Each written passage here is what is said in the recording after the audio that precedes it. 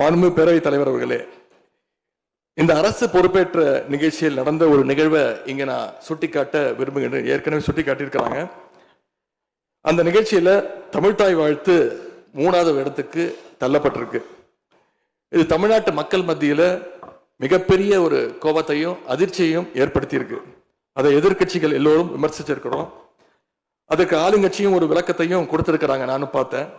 எங்களோட கருத்து என்ன அப்படின்னா, பாஜக ஆட்சிக்கு வந்திருக்கக்கூடிய மேற்கு வங்க மாநிலத்தில் பதவியேற்பு நிகழ்ச்சியின் போது வந்தே மாதரம் பாட்டு பாடப்படலை.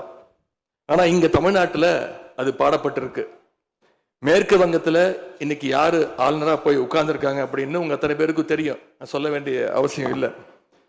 அவர் இங்க ஆளுநரா இருந்தப்போ தமிழ்நாடு சட்டமன்ற பேரவையில தமிழ்தாய் வாழ்த்துக்கு முன்னாடி தேசிய கீதம் பாடணும்னு பேரவையினுடைய மரபையே மாத்த சொன்னவர் தான் இன்னைக்கு மேற்கு வங்கத்தில் ஆளுநராக இருக்கிறார். அதை நாங்க உறுதியா எங்களுடைய தலைவர் அப்போதைய முதலமைச்சர் உறுதியா மறுத்தார். அதனால 2023ஆம் ஆண்டு முதல் தொடர்ந்து 3 வருஷம் அவர் பேரவையிலிருந்து வெளிநடப்பு செஞ்சுட்டு போன காட்சிகளை எல்லாம் நீங்களும் பார்த்திருப்பீங்க.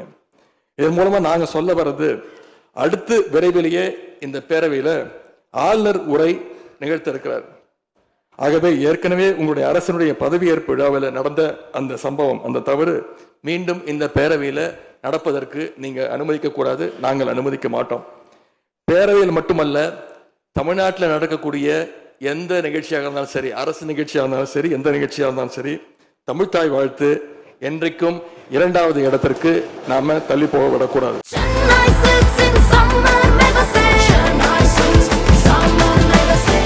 The Chennai Silks in Mega Summer Sale.